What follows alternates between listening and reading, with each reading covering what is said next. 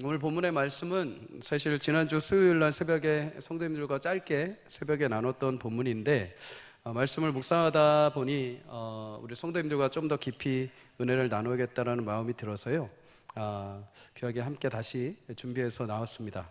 이 땅의 치열한 영적인 전쟁에 서 있는 성도님들에게 오늘 말씀이 귀하게 위로가 되길 바라고, 또 말씀을 통해서 우리에게 영적인 전쟁의 승리를 어떻게 취할 수 있는지를 함께 나눌 수 있는 시간이 되기를 주의 이름으로 축복합니다. 신명기는 광야를 지나 이제 가나안 땅에 들어가게 되는 이스라엘 백성들에게 가나안 땅에서 그들이 지켜야 될 규례들을 얘기해 주고 계시죠. 이스라엘이 광야를 지나는 것도 중요하지만 가나안 땅에 들어가서 어떻게 사느냐도 참 중요한 문제였습니다. 왜 그런가?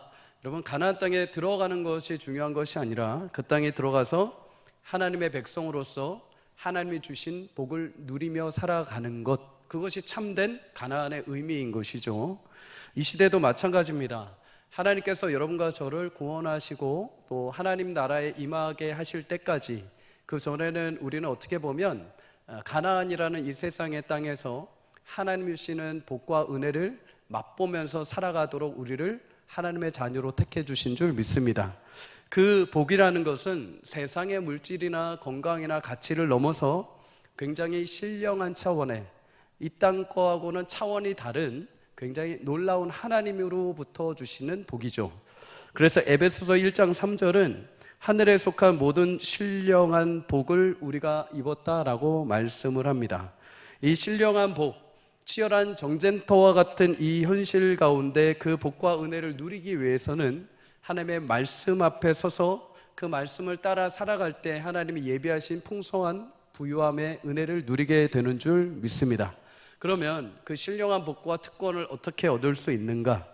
여러분, 가나안 땅은 과거부터 우상 숭배가 만연했던 땅이죠.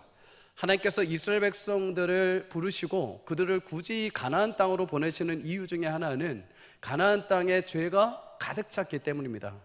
그 땅이 좋기도 하고 그 땅이 약속된 땅이기도 하지만 그 땅에 죄가 차고 넘쳤던 거죠. 하나님을 바라보기보다도 하나님이 계속 돌아오기를 기다렸음에도 그 땅의 백성들은 끊임없이 우상 숭배에 빠지게 됩니다. 그래서 하나님이 이스라엘 백성들 선민을 그 땅에 들이시면서 과연 진정한 신이 누구인가, 온 우주 만물의 신 가나안 땅의 진짜 신이 누구인지를 하나님이 보여주신 것이죠.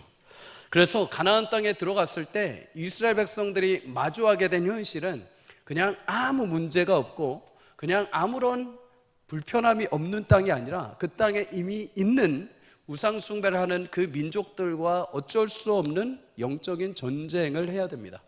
내가 하나님의 거룩한 부르심을 받은 백성으로서 우상 숭배가 가득한 땅에 들어갔을 때 어쩔 수 없이 부딪히는 마찰이 생기게 되는 것이죠.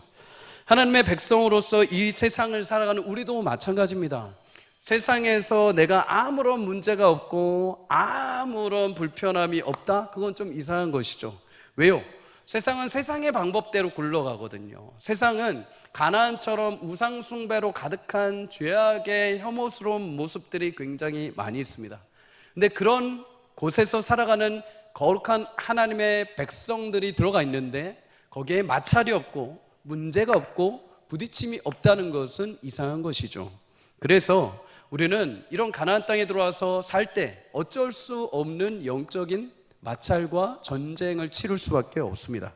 그 순간마다 우리가 영적인 신령한 복을 누리기 위해서 지켜야 될 교훈들이 몇 가지 있습니다. 오늘 본문을 통해서 볼 수 있는데요, 첫 번째는 성도는 양적인 우세가 아닌 영적인 우세를 늘 확신할 수 있어야 됩니다. 오늘 1절에 이렇게 말하죠.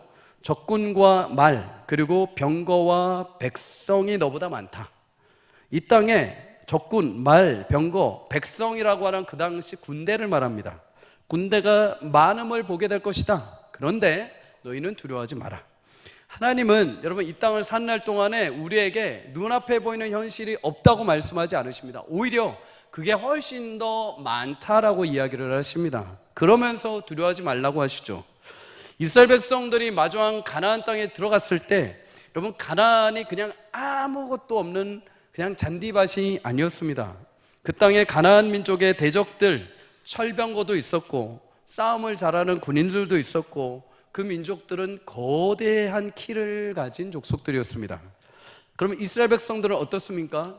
중간중간 뽑아서 싸울 만한 사람들을 뽑아놨지만 그들은 가나안의 군대에 비하면 거의 초보 수준인 것이죠.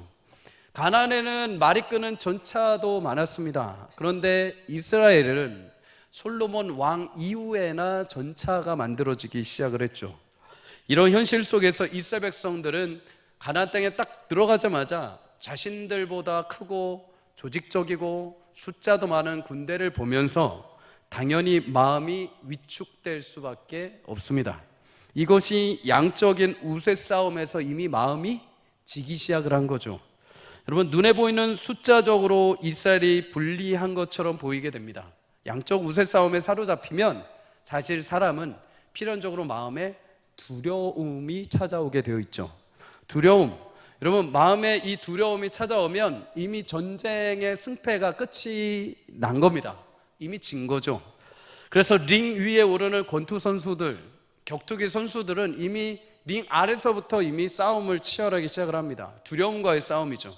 내가 열심히 훈련을 했고 내가 링 위에 올라가서 반드시 승리할 것이다. 저 사람보다 내가 더 기술도 많고 저 사람보다 내가 더 잘 싸울 것이다 하는 마음에서의 싸움에서 이미 승패를 결정을 합니다. 만약 여기에서 두려움이 차서 올라가면 그 즉시 바로 패하는 일이 종종 있다고 합니다. 성도로 살 때 여러분 어쩔 수 없이 우리도 거대한 대적들과 마주하게 되죠. 많은 두려움들이 찾아옵니다. 자식에 대한 걱정, 건강에 대한 염려, 사업장에 대한 걱정, 노후에 대한 염려, 수많은 걱정과 두려움이 우리를 긴장하게 만들고 우리 시야를 좁혀버립니다. 우리를 긴장하게 만들어버리죠. 두려움을 가진다는 것, 그것은 내 미래가 내 손에 있지 않다는 겁니다. 외적으로 보았을 때 늘 불확실하기 때문에 우리는 두려움 가운데 휩싸이는 거죠. 그런데 여러분, 학자들에 의하면 대부분 이런 두려움은 사실 90% 이상이 실제로 우리 삶에 일어나지 않는다고 합니다. 허상을 가지고 우리가 두려워하는 것이죠. 아직 일어나지도 않고 일어날 수도 없는 일에 대해서 미리 예측하고 이거 이러면 어쩌지? 내 삶이 이렇게 되면 어쩌지? 내 건강 이러면 어쩌지? 내 자녀들이 이렇게 되면 어쩌지? 내 사업장이 이렇게 되면 어쩌지? 하면서 미리 염려를 끌어다 생기는 거죠. 그래서 마태복음 6장 34절에 보면 예수님이 내일을 위하여 염려하지 말라라고 하십니다. 너희 인간은 내일을 아무리 오지도 않은 내일을 갖다가 염려한다고 해서 그 내일을 니네가 바꿀 수 있는 것도 아니다. 그리고 내일에 어떤 일이 일어날지도 모르면서 미리 예측해서 미리 그것을 염려한다고 해서 너희가 해결할 수 있는 것도 아니다. 그러니까 오늘 한 날 족하다. 여러분, 두려움이라는 것에 허상에 사로잡혀서 나의 90%의 인생과 시간을 낭비하지 않기를 주 이름으로 축복합니다. 여러분, 학자들 뿐만 아니라 그러면 성경은 무슨 근거로 우리에게 두려워하지 말라, 우리가 두려워하지 말라, 너희가 눈에 보이는 병거 적군의 숫자를 두려워하지 말라, 그 근거가 무엇인가? 오늘 말씀합니다. 애굽 땅에서 너희를 인도하여 내신 내 하나님 여호와께서 너와 함께 하시니라. 여러분, 애굽은 과거에 가장 큰 군대를 많이 가지고 있었던 민족이었습니다. 하나님께서 가장 먼저 이스라엘을 끄집어내신 민족이 애굽 민족이죠. 가장 군대가 강력하고 철병거가 있던 애굽의 손에서 하나님은 그들을 끄집어내셨습니다. 그러면 여러분, 그 이후에 맞닥뜨려질 모든 군대의 싸움에서도 당연히 하나님은 하나님의 능력으로 이스라엘 백성들을 진두지휘해 가시는 것이죠. 심지어 여러분, 신약에 와서 하나님이 자신의 아들을 예수님을 이 땅에 아끼지 않고 보내주셨습니다. 이보다 더 크고 위대한 전쟁은 없죠. 만약에 하나님이 이 전쟁에서 물러서셨다고 한다면 온 인류는 죄와 사망의 죽음의 골짜기에 이르게 됩니다. 그러나 하나님은 가장 가치 있는 독생자 예수님을 이 땅에 보내시는 싸움에서 물러서지 않으시고 마침내 그 예수님조차도 죽음의 전쟁에서 부활로 승리하신 줄 믿습니다. 여러분, 그보다 더 큰 전쟁은 없습니다. 예수님의 죽음과 부활의 이 승리 싸움보다 우리 인생에 주어지는 어떠한 싸움도 거기에 범접할 수 있는 전쟁은 아무것도 없습니다. 하물며 여러분, 아들까지 그렇게 내어주셨는데 하나님이 여러분 그것보다 더 큰 것을 주시지 않으시겠습니까? 아들을 내어주는 싸움에서 물러서시지 않은 그 하나님의 영광과 그 은혜가 그것만큼도 안 되는 인간의 전쟁의 싸움에서 하나님이 크신 능력으로 우리의 삶을 인도하시지 않겠습니까? 여러분, 같은 이치입니다. 애굽에서 그 많았던 군대의 손에서 하나님이 10가지 재앙으로 이스라엘 너희를 인도하셨는데, 하물며 가나안 땅에 아무리 족속이 많든 아무리 그들이 철병거를 가지고 있든 애굽에서 인도하셨던 하나님이 똑같이 너희 삶 가운데 너희를 인도하지 않겠느냐. 그러니 두려워하지 마라. 여러분, 이것을 아까 말씀드린 육적인 양적인 우세 싸움하고 다른 단어로 비교해 보자면 영적인 우세 싸움을 늘 기억하라는 겁니다. 영적인 우세 싸움, 너의 편이 누구냐는 것이죠. 네가 지금 누구 편에 속해 있느냐는 겁니다. 눈앞에 보이는 거대한 군대의 숫자보다 지금 너가 속해 있는 편이 누구의 편에 속해 있느냐, 지금 너에게 누가 편이 되어주시느냐. 사무엘상 17장에 보면 골리앗 앞에 아무런 대응도 못하고 용기마저 상실해버린 이스라엘 백성들의 위축되어 있는 마음이 등장합니다. 두려워합니다. 옴짝달싹 못합니다.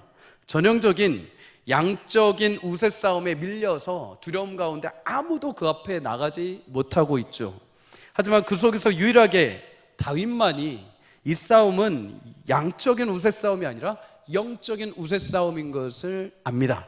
그래서 골리앗 앞에 나가서 그는 이렇게 선포하죠. 사무엘상 17장 47절 우리 성도님들 함께 읽습니다. 시작. 구원하심이 칼과 창에 있지 아니함을 이 무리에게 알게 하려 하리라. 전쟁은 여호와께 속한 것인즉 그가 너희를 우리 손에 넘기시리라. 아멘. 성도님들, 성경은 하나님을 만왕의 왕이라고 말합니다. 모든 왕 중에 왕이십니다. 또한 만군의 주라고 하십니다. 모든 군대의 주인이십니다. 이 말은 인생의 모든 전쟁의 승패가 하나님 손에 달려 있다는 것입니다. 하나님은 권세자들을 세우기도 하시고 패하기도 하십니다. 높이기도 하시고 살리기도 하시고 낮추시기도 하시고 죽이기도 하시는 분입니다. 전쟁 승패는 하나님께서 함께 하시는 곳, 하나님의 승리를 주시고자 하시는 쪽이 이기게 되어 있습니다. 여러분과 저는 하나님 편에 속해 있는 줄 믿습니다. 여러분, 그래서 오늘 본문 5절에서 8절에 보면 전쟁의 승패에 있어서 중요한 기로에 하나님이 놀랍게 이렇게 말씀을 하십니다. 지금 한 사람이 아쉬운 순간인데 전쟁에 앞서서 사람들을 돌려보내게 하십니다. 그들은 집을 건축하고 낙성식 곧 준공식을 하지 못한 자들 돌려보내라. 포도원을 짓고 열심히 포도원의 수확을 위해서 땀 흘리고 수고했는데 아직 그 결실을 못 본 자들 돌려보내라. 연과 약혼을 했지만 아직 1년이 차지 못해서 결혼하지 못한 자 돌려보내라. 전쟁에 앞서서 지금 두려운 마음이 가득하고 지금 어떻게 해야 될지 몰라서 조마조마하는 자들 돌려보내라. 모두 집으로 돌려보내라고 합니다.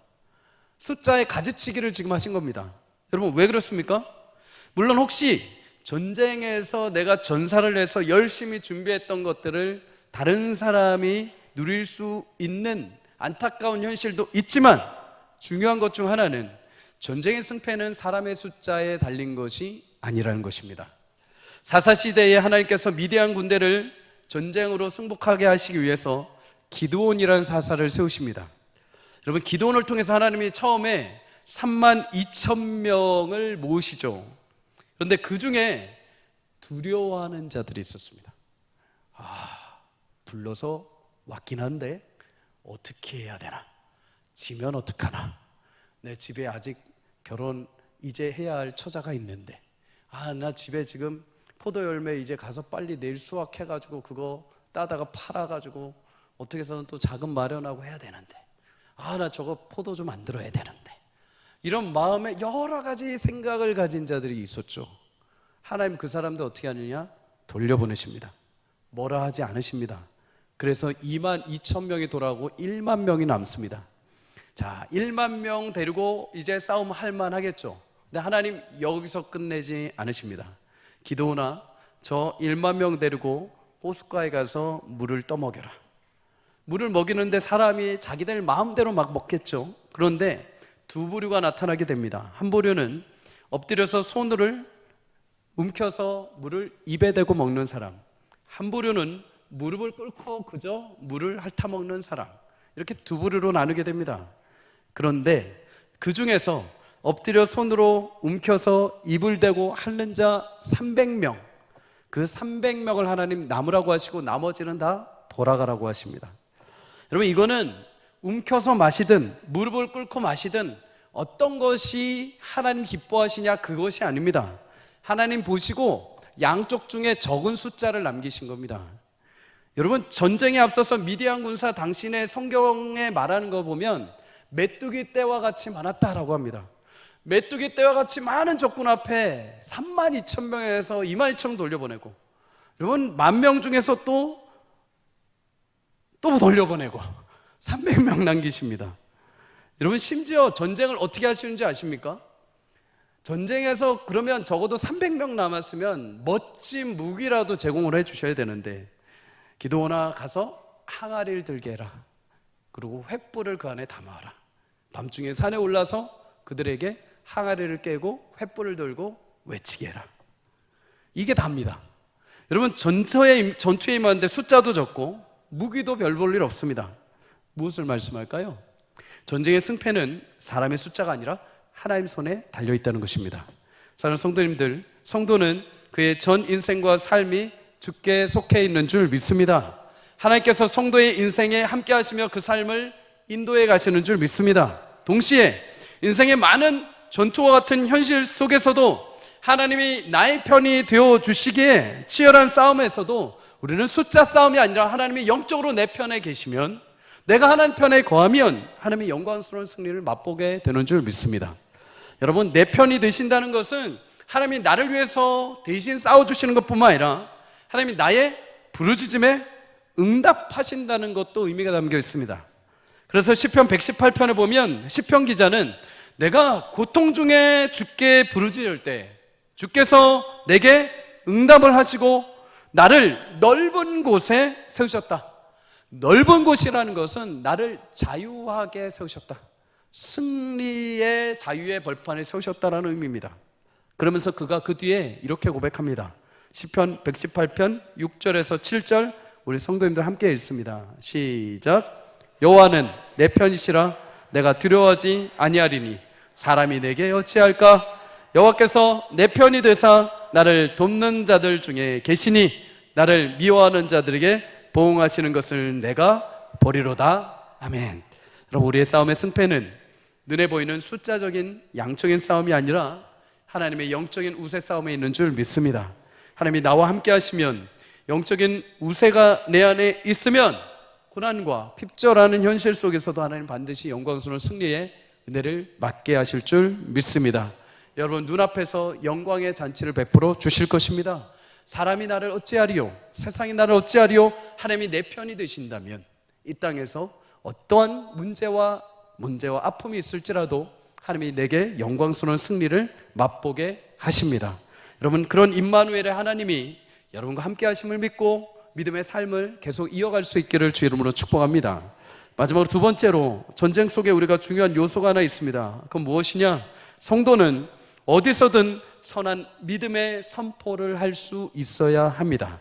오늘 2절에 보면 전쟁터에서 제사장들을 앞세우라고 하죠. 여러분, 제사장은 전쟁을 하는 사람들이 아닙니다. 예배를 인도하고 제의를 인도하는, 제사를 인도하는 사람들이죠. 그런데 전쟁터 한복판에 제사장들을 앞세우라고 합니다. 무슨 의미일까요? 여러분, 이것은 전쟁이 아니라 하나님의 거룩한 예배라는 것입니다. 예배의 주인은 하나님이십니다. 예배 가운데 하나님이 임재하시고 순종의 찬양과 영광을 돌리는 성도들의 경외함을 받으십니다. 마찬가지입니다. 여러분, 우리 삶에 여러 고난의 어려움이 찾아올 때 그것은 단순히 피를 흘리고 눈물을 흘리는 애통하는 전쟁터가 아닙니다. 그것은 하나님이 임하실 때 여러분 삶의 예배를 드리는 처소인 줄 믿습니다. 하나님께서 그런 인생의 전쟁터를 예배의 현장으로 바꿔주십니다. 하나님이 없는 곳이라면 피 흘리고 눈물 흘리는 곳이죠. 하나님이 없는 곳이라면 여러분 그것은 눈물의 골짜기가 되죠. 그러나 하나님이 함께 하시면 그곳은 영광스러운 예배의 처소가 되는 줄 믿습니다. 여러분의 삶의 현장이 매일같이 영광의 삶의 예배 처소가 되기를 주의 이름으로 축복합니다. 하나님이 임재하시는 곳이 승리하시는 곳입니다. 하나님의 영광이 임하시는 곳이 영적으로 승리하는 곳이 됩니다. 여러분의 전쟁터와 같은 삶의 현실에 있을지라도 하나님이 함께 하실 때 그곳은 거룩한 임재요, 하나님이 여러분의 삶의 예배를 받으시는 거룩한 나라가 되는 줄 믿습니다. 그런데 여러분, 그 삶의 예배, 전쟁터, 중요한 것이 하나 있죠. 제사장들이 왜 거기 앞섰냐는 거죠. 굳이 왜 제사장들이 그 앞에 서서 그러면 예배를 드리고 하나님 앞에 거룩한 삶의 예배를 드리는데 무엇을 하기 위해 서 있느냐? 믿음의 선포를 하는 것을 보게 됩니다. 2절에 보면 제사장들은 그 전쟁 현장에 나아가서 이스라엘 백성들에게 믿음의 확신을 주기 위해서 이렇게 선포합니다. 우리 3절과 4절 다 함께 읽도록 하겠습니다. 시작. 말하여 이르기를 너희가 오늘 너희의 대적과 싸우려고 나왔으니 마음에 겁내지 말며 두려워하지 말며 떨지 말며 그들로 말미암아 놀라지 말라. 너희 하나님 여호와는 너희와 함께 행하시며 너희를 위하여 너희 적군과 싸우시고 구원하실 것이라 할 것이며. 아멘. 여러분, 늘 언제나 여러분의 삶의 처소에서 이런 믿음의 제사장의 고백이 흘러넘치기를 주의 이름으로 축복합니다. 어떤 사람은 전쟁의 처절한 현장에서 이제 끝났어, 이제 안 돼, 이제 뭐가 더 있겠어 하면서 낙심하지만 어떤 이는 믿음으로 선포하며 그곳에 하나님의 예배와 영광이 임하도록 간절한 마음으로 선포할 때 하나님께서 그곳에 영광의 임재로 영광의 승리를 맛보게 하실 줄 믿습니다. 여러분, 그렇다면 삶의 예배 현장터, 여러분 누가 제사장 역할을 할 수 있겠습니까? 꼭 목사만, 꼭 영적인 어떤 리더십만 그런 말씀들을 할 수 있습니까? 아니요. 베드로전서 2장 9절은 말합니다. 너희는 택하신 족속이요 왕같은 제사장들이라. 예수님의 놀라운 구원의 은혜로 하나님의 인생 가운데 하나님의 택하신 족속으로 왕같은 제사장을 받은 너희 모두가 삶의 현장에서 그런 믿음의 선포를 할 수 있는 자들이라는 것입니다. 여러분, 이제 여러분의 가정의 형편에 돌아가셔서 사업장에 돌아가셔서 학교에 가셔서 이런 믿음의 선포가 일어나기를 주의 이름으로 축복합니다. 여러분, 한 사람 한 사람을 하나님께서 예수님의 이름으로 구원하시고 왕같은 제사장으로 삼아 주셨습니다. 어느 누구라도 문제의 현실이 앞당겨 올 때마다, 가족이 문제의 두려움 가운데 치우쳐 있을 때마다, 어떻게 아빠, 어떻게 엄마, 어떻게 할까 여보, 막 두려움에 있을 때마다, 여보, 얘들아, 하나님 우리 편이시다. 그러니 두려워하지 마라. 사장님, 아르바이트생 두려워하고 떨 때마다 걱정하지 마라. 이 사업장의 주인은 하나님이시다. 하나님이 이끌어 가실 것이다. 그럼 믿음의 선포가 여러분 믿음 안에서, 신앙 안에서 지식으로 끝나는 것이 아니라 삶으로 고백되기를 주의 이름으로 축복합니다. 여러분, 말의 중요함은 익히 들어서 이미 다 알고 계실 것입니다. 아무리 내가 믿고 아무리 내가 예수님을 신뢰해도 말로 선포하고 그런 삶으로 행동으로 옮겨지지 않는 이상 하나님의 역사와 은혜는 이루어지지 않죠. 전쟁터에서 용기를 주는 말, 반대로 두려움을 주는 말, 굉장히 큰 차이의 결과를 나타냅니다. 말 한 대로 그 전체 군대의 분위기를 살리기도 하고 죽이기도 할 수 있기 때문이죠. 명량해전에서 이순신, 이스라엘 장군이 아니죠, 이순신 장군은 출정할 때 외적의 숫자가 훨씬 더 많음에도 장군들 앞에서 멋진 연설을 합니다. 적들은 우리가 이 명량의 바다에서 패하고 전멸할 것으로 알고 있다. 또한 대부분 아군도 우리 수군의 패배를 기정사실화하고 있다. 나는 지난 6년간 많은 전쟁과 부하들을 세웠지만 단 한 번도 그러나 지지 않았다. 패하는 전장으로 부하를 이끈 적도 없다. 하지만 나도 오늘은 자신할 수 없다. 수십 배에 달하는 적과 싸우기에는 숫자도 부족하고 울돌목에 저 험준한 물살도 무서운 적이 되어 우리를 가로막을 것이다. 그럼에도 전장에 나아갈 것을 희망한다. 승리에 대한 확신이 없다. 단 한 명의 전사자도 없이 전장에서 벗어날 장담할 수 없다. 오직 조선 수군의 최전선을 지키는 전위군이 되겠다는 것밖에 없다. 대장선이 먼저 적진으로 진격할 것이며 적을 섬멸하지 않는 한 결코 이 바다를 벗어나지 않을 것이다. 살고자 하면 죽을 것이요 죽고자 하면 살 것이니 목숨과 바꿔서라도 이 조국을 지키고 싶은 자는 나를 따르라. 아멘 나왔습니다. 여러분, 전쟁을 앞두고 어려운 상황이지만 이 연설로 병사들의 사기가 충천합니다. 마침내 전장에서 승리하게 되죠. 여러분, 싸움 앞에 중요한 것 중 하나는 어떤 마음과 어떤 믿음의 태도로 접근하느냐도 중요합니다. 전쟁의 승리에 대한 확신과 그 입술의 선포와 말들을 통해 승리의 현실이 우리 가운데 찾아오게 될 것입니다. 사랑하는 성도님들, 어려운 고난과 영적인 전투 앞에 있을 때 제사장들과 같이 여러분 스스로의 삶 가운데 왕같은 제사장으로 전쟁의 승패를 주관하시는 하나님에 대한 믿음의 선포가 있기를 주의 이름으로 축복합니다. 가정 안에, 교회 안에 모든 핵심의 위치에 서 계신 리더들이 계십니까? 가장이십니까? 사업장의 점주이십니까? 아니면 학업 가운데 내가 대표 리더입니까? 그러면 여러분, 모든 생각과 환경과 모든 현실 속에 믿음의 거룩한 말을 통하여 여러분의 어두운 현실이 하나님의 영광의 승리의 현실이 되기를 주의 이름으로 축복합니다. 그래서 8절에 마음이 두려웠던 자들 모든 전쟁에서 돌려보내십니다. 여러분, 왜 그렇습니까? 그들의 모든 마음을 인해서 멀쩡하던 군인들도 두려움의 전염병, 불신의 전염병, 의심의 전염병에 사로잡히지 않도록, 사기가 떨어지지 않도록 돌려보내시는 것이죠. 성도님들, 여러분의 입술에 사기가 떨어지는 것이 아니라 담대한 선포를 통해 교회와 가정과 여러분 사업장이 살아나는 놀라운 역사가 있기를 주의 이름으로 축복합니다.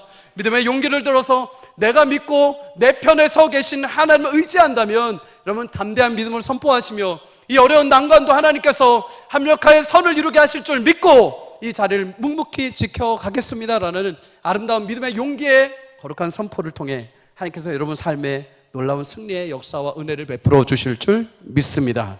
여러분, 천상병 시인의 귀천이라는 시가 있습니다. 봄도 됐고 날씨도 따뜻해졌으니 시를 한 편 읊어드리겠습니다.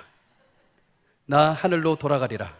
새벽빛 와 닿으면 쓰러지는 이슬 더불어 손에 손을 잡고 나 하늘로 돌아가리라. 노을빛 함께 단둘이서 기슭에서 놀다가 구름 손짓하면 나 하늘로 돌아가리라. 이 아름다운 이 세상 소풍 끝내는 날 가서 아름다웠더라고 말하리라. 아멘. 또 나왔습니다. 여러분, 누구나 시인을 이 인생을 소풍처럼 살고 싶어 합니다. 그죠? 누구나 그럴 겁니다. 내 인생에 전쟁은 없고 그냥 평탄한 소풍 같은 삶, 좋은 날씨가 있고 푸르른 잔디밭이 있고 집에서 싸운 맛있는 김밥을 먹으며 소풍 같은 그런 인생을 살고 싶죠. 그런 소풍 같은 삶만 산다면 얼마나 좋겠습니까? 그런데 여러분, 소풍이라기보다는 때로는 인생에 전쟁이 찾아올 때가 훨씬 더 많죠. 실제로 이 시를 지은 천상병 시인도 과거에 누명을 쓰고 6개월 옥고를 치릅니다. 정기 고문을 당하고 처참한 순환을 당하죠.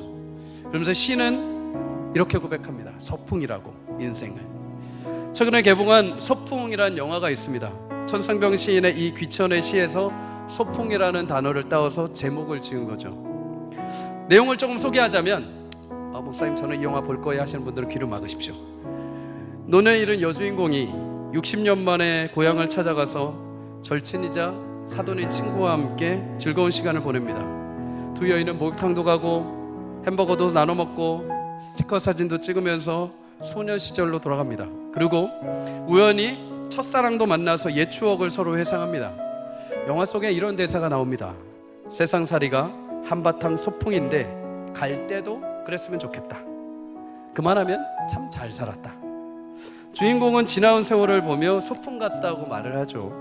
그런데 여러분, 실제로 그녀의 삶은, 현실은 소풍은 아니었습니다. 자신은 파킨슨병에 걸려서 조금씩 기억을 잃어가고 있는 상태였죠. 또한 자신의 아들은 사업이 망해서 유일하게 내가 가지고 있는 집을 처분해서 돈을 달라고 합니다. 심지어 자신의 아들, 손주의 유학자금에 대해서도 지원까지 해달라고 하죠. 여러분, 이런 전쟁 같은 현실 속에서 그녀는 고향으로 내려와 친구와 함께 일상을 보내면서 인생이 꼭 전쟁만 있는 것이 아니라 소풍과 같은 시간이 있음을 알게 된 것이죠. 성도님들, 여러분의 인생은 소풍이십니까? 전쟁이십니까? 매일 하루하루 사업장에 손익을 계산하고 앞이 막막하고 어떻게 해야 할지 몰라 전쟁같이 한숨을 쉬고 계십니까? 사춘기 자녀로 인해서 매일같이 눈물로 가슴속을 태우며 전쟁과 같은 하루를 보내고 계십니까? 매일 하루하루 일상에서 여러 시험과 관계의 어려움과 건강의 어려움 때문에 전쟁과 같은 현실을 살고 계십니까? 그러나 성도님들, 전쟁과 같은 우리의 고난의 어려운 일상 속에서라도 중요한 것은 그 가운데 내가 누구와 함께 하고 있느냐에 따라 여러분과 저의 보는 세상의 눈이 달라질 줄 믿습니다.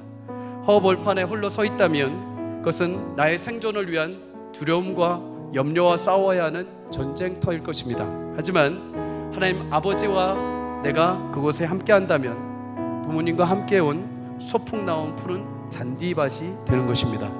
성도님들, 신앙생활하는 성도에게 필연적으로 마주하게 되는 것 중 하나는 영적인 전쟁입니다.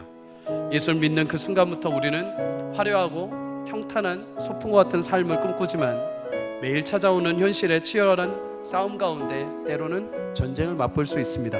하지만 믿음이 좋다는 것, 신앙이 있다는 것은 전쟁이 아예 없는 것을 말하는 것이 아닙니다. 신앙이 있다는 것, 믿음이 있다는 것은 그 전쟁 한복판 속에서도 나와 함께 동행하시는 하나님이 계심을 믿고 그 하나님이 나로 하여금 동행하시며 손을 붙드시고 내 편이 되주셔서 승리하게 하심을 확신하며 그 현장 자리를 믿음으로 굳건하게 지켜가는 것. 여러분, 그럴 때 우리의 전쟁터와 같은 현실 속에서도 우리는 주님과 함께 참된 소풍과 같은 신앙의 맛을 누리게 될 줄 믿습니다. 여러분, 주님이 늘 여러분과 함께 하실 것입니다.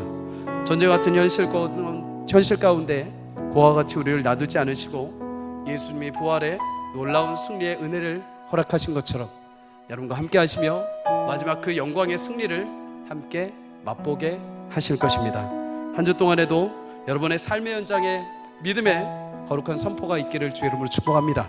눈에 보이는 현장, 눈에 보이는 여러 가지 현실 속에 위축되거나 두려워하지 않고 그거보다 더 크신 하나님, 나의 삶의 문제 현실보다 더 위대하신 하나님이 나와 함께 하시고 내 편이 되어주신다는 사실을 확신하고 그리고 그 주님과 함께 손을 붙들고 전쟁터 한복판에 있을지라도 소풍과 같은 영적인 삶을 누리기를 주의 이름으로 축복합니다. 모든 주관자 되시는 하나님이 그럼 한 주 동안 동행하시며 영광의 승리의 은혜를 맛보게 하시는 복된 인생이 되시기를 주의 이름으로 간절히 축복합니다.